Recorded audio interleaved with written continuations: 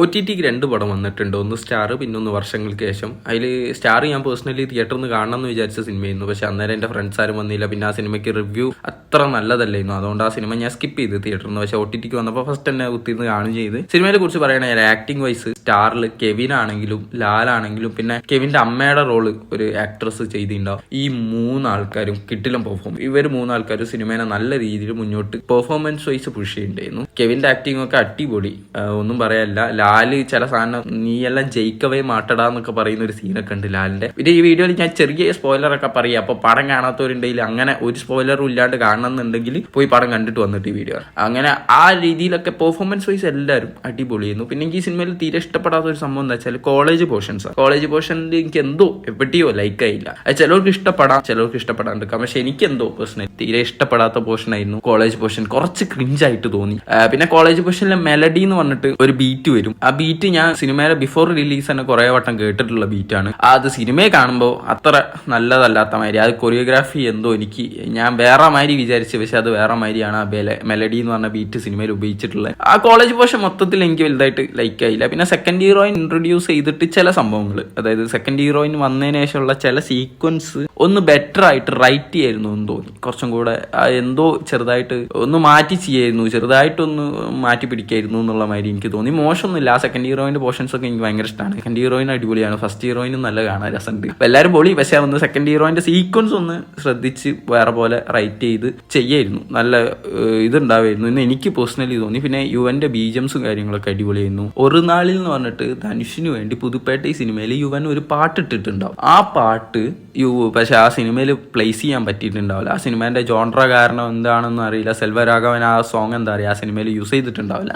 ആ same song പക്ഷെ ആ സിനിമേനായിട്ട് ബന്ധപ്പെട്ടിട്ട് യൂട്യൂബിലൊക്കെ വന്നിട്ടുണ്ട്. അതായത് ആ സിനിമയിലെ സീക്വൻസ്, പുതുപ്പേട്ട എന്ന് പറഞ്ഞ സിനിമയിലെ സീക്വൻസ് ഒക്കെ കട്ട് ചെയ്തിട്ട് ആ സെയിം സോങ് യൂട്യൂബിൽ കാണാണ്ടോ. ഒരു നാളിൽ നടിച്ചാൽ മതി പുതുപ്പേട്ട. അപ്പോൾ ആ സോങ് സിനിമയിൽ യൂസ് ചെയ്യാൻ പറ്റാത്തതുകൊണ്ട് ഓഡിയൻസിന് ഭയങ്കര ഇഷ്ടമുള്ള സോങ് ആണ്. അതായത് അത്യാവശ്യം പബ്ലിക് ഫേമസ് ആയിട്ടുള്ള ഒരു സോങ് ആണ് ഈ ഒരു നാളിൽ എന്ന് പറഞ്ഞത്. പക്ഷെ ആ സിനിമയിൽ ഇല്ലാത്തതുകൊണ്ട് ഓഡിയൻസിന് തിയേറ്ററിനെതിരായിട്ടും ആ സോങ് എക്സ്പീരിയൻസ് ചെയ്യാൻ പറ്റിയിട്ടില്ല. ആ സെയിം സോങ് എന്താ പറയുക സ്റ്റാർ സിനിമയിൽ യൂസ് ചെയ്തിട്ട് ആ ഒരു യുവൻ ചെയ്ത തെറ്റ്, യുവൻ ശങ്കർ രാജ ചെയ്ത തെറ്റ് യുവൻ ശങ്കർ രാജ എന്നെ തിരുത്തി എന്ന് വേണേൽ പറയാം. ഈ സിനിമയിൽ ഭയങ്കര നന്നായിട്ട് ആ സോങ് ബ്ലെൻഡ് ആവുക. ആ ഒരു സീക്വൻസിന് കെവിൻ ബോംബെ പോകുന്ന ഒരു സീക്വൻസിലാണ് ആ സോങ് പ്ലേസ്മെന്റ് വരിക. നല്ല രീതിയിൽ ആ ഒരു സോങ് ഈ സിനിമയായിട്ട് ബ്ലെൻഡ് ആയി എന്നാണ് എൻ്റെ ഒരു അഭിപ്രായം. നല്ല രീതിയിൽ ആ സോങ് ആപ്റ്റ് ആവുന്നുണ്ട് ആ സിനിമയ്ക്ക് കാണുമ്പോൾ. മീൻസ് ഞാനൊരു പാട്ടിട്ട് പണ്ടിക്ക് ആ സിനിമയിൽ ഇടാൻ പറ്റിയില്ല, അതുകൊണ്ട് ഞാൻ ഈ സിനിമയിൽ ഇടുക, അങ്ങനെ അല്ലാണ്ട് ആ സോങ്ങിന് ഒരു പർപ്പസ് ഉള്ള വേണ്ടി എനിക്ക് ഈ സിനിമയിൽ ഫീൽ ചെയ്തു. അത് ഭയങ്കര ഒരു നല്ല മൂവ് ആയിരുന്നു. പേഴ്സണലി എന്നോട് വെച്ച സ്റ്റാർ സിനിമ എനിക്ക് ഭയങ്കര ഇഷ്ടപ്പെട്ട്. OTTക്ക് ധൈര്യമായിട്ട് ഒരു വാച്ച് കൊടുക്കാൻ പറ്റും. എനിക്ക് പേഴ്സണലി ഭയങ്കരമായിട്ട് കണക്ട് ആയി ഈ സിനിമ. അതാണ് ഈ സിനിമേൻ്റെ പ്രത്യേകതയായിട്ട് ഞാൻ കാണും. നല്ലൊരു സിനിമയാണ്. കാണാത്തവരുണ്ട് ഡെഫിനറ്റ്ലി OTTയിൽ ഒരു വാച്ച് കൊടുക്കാൻ പറ്റിയ ഒരു സിനിമയാണ് സ്റ്റാർ.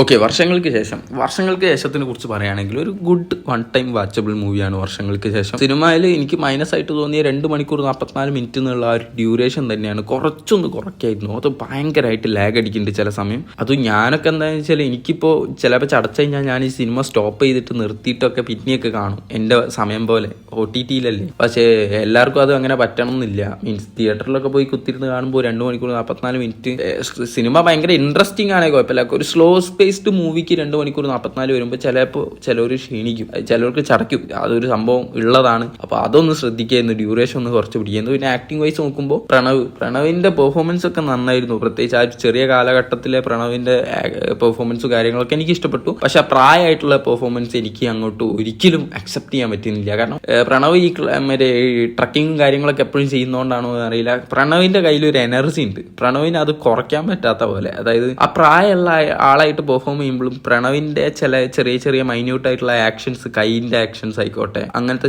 ചില ആക്ഷൻസ് ഒക്കെ എന്താ പറയുക കുറച്ചൊന്ന് എനർജറ്റിക് ആയിട്ടുള്ള ഒരാൾ എങ്ങനെ ചെയ്താൽ എങ്ങനെ ഉണ്ടാവും അതുപോലെ. ആ ഒരു പ്രായമുള്ള ആളെ എനിക്ക് ചെറുതായിട്ട് ഫീൽ ചെയ്യാൻ പറ്റാത്ത പോലെ എനിക്ക് പ്രണവിന്റെ പെർഫോമൻസിൽ തോന്നിയിരുന്നു. പ്രണവ് അങ്ങനത്തെ ചെറിയ കാര്യങ്ങളൊക്കെ ഒന്നും കൂടെ ശ്രദ്ധിച്ചു കഴിഞ്ഞാൽ ആ പെർഫോമൻസ് അടിപൊളി ആവുമായിരുന്നു. പിന്നെ ധ്യാനിലേക്ക് വരികയാണെങ്കിൽ ധ്യാനാണ് ഈ സിനിമ മുന്നോട്ട് കൊണ്ടുപോകുന്ന ഒരു പില്ലർ, അങ്ങനെ വേണമെങ്കിൽ അത്രയും നല്ല പെർഫോമൻസ്. പ്രായമായിട്ടുള്ള പോർഷൻസ് ആയിക്കോട്ടെ, ആ ചെറുതായിട്ടുള്ള പോർഷൻസ് ആയിക്കോട്ടെ, എല്ലാത്തിലും ധ്യാൻ സ്റ്റീൽ ചെയ്യായിരുന്നു പെർഫോമൻസ് വൈസും ആ ഒരു ഹോൾ ഷോ സ്റ്റീലാണ് ധ്യാൻ. പിന്നെ നിവിനാണ് ഈ സിനിമയിൽ ഒരു ഫൺ എലമെന്റ്, അതായത് ഒന്ന് ഉറങ്ങി കിടക്കുന്ന സിനിമയിൽ എനിക്ക് സമയം എന്ന് പറയുന്ന ഒരു എണീപ്പിച്ച് കൊണ്ടുപോകുന്നത് നിവിന്റെ പെർഫോമൻസ് ആണ്. നിവിന്റെ പെർഫോമൻസ് എനിക്ക് ഭയങ്കരമായിട്ട് ഇഷ്ടപ്പെട്ടു. നിവിന്റെ ചില സീക്വൻസ് എടുത്തു വെച്ച വിധവും എനിക്ക് ഭയങ്കര ഇഷ്ടപ്പെട്ടു. എക്സ്പെഷ്യലി പറയുകയാണെങ്കിൽ നിവിൻ പോകുന്ന ആ ഒരു വീഡിയോ ലീക്ക് ആയതിനു ശേഷം ഇനാഗ്രേഷന് പോകും, അവിടെ വെച്ച് നിവിൻ പ്രേരിപ്പിക്കപ്പെടും ആ ഒരു ഡയലോഗ്, ആ ഒരു വീഡിയോയിലെ ഡയലോഗ് പിന്നെയും പറയാൻ വേണ്ടിയിട്ട്. ആ പ്രേരിപ്പിക്കപ്പെടുന്നത് കൃത്യമായിട്ട് ഓഡിയൻസിന് കൺവേ ആവുന്ന തരത്തിൽ എന്താ പറയുക വിനീത് ശ്രീനിവാസൻ ആ ഒരു സീന് എടുത്തു വെച്ചിട്ടുണ്ടോ, അതെനിക്ക് ഭയങ്കര ആയിട്ട് ലൈക്ക്. അത് ആ സീനിൽ നിവിൻ പ്രേരിപ്പിക്കപ്പെടുന്നുണ്ടെന്ന് ഓഡിയൻസിന് കൃത്യമായിട്ട് കൺവേ ആവുന്ന തരത്തിൽ ഒരു ഡയറക്ടർ ബ്രില്യൻസ് തന്നെയാണ് ആ സീൻ അതുപോലെ എടുത്തു വെച്ചത്. ഞാൻ ഒറ്റയ്ക്ക് വന്നവനാണ് പട്ടികളെന്നൊക്കെ പറയുന്ന ആ ഒരു സംഭവം എനിക്ക് ഡോക്ടർ റോബിന്റെ ചില സീനൊക്കെ ഓർമ്മ വന്നു. അങ്ങനെ നല്ല ഫണ്ണായിരുന്നു ആ ഒരു മേക്കിംഗ് വൈസ് ആ ഒരു സീക്വൻസ് ഒക്കെ. പിന്നെ ബാക്കി അഭിനയിച്ച ആൾക്കാരെ കുറിച്ച് പറയുമ്പോൾ കല്യാണി, ബേസില്, നീരജ്, അജു വർഗീസ്, ആസിഫ് അലി ഉണ്ടെന്ന് എനിക്ക് അറിയില്ലായിരുന്നു. ഞാൻ സിനിമ OTT കാണുമ്പോഴാണ് ആസിഫ് അലി ഉള്ള കാര്യം അറിയുന്നത്. ഞാൻ പെട്ടെന്ന് കണ്ടപ്പോൾ ഒന്ന് ചെറുതായിട്ട് ഷാക്കായി.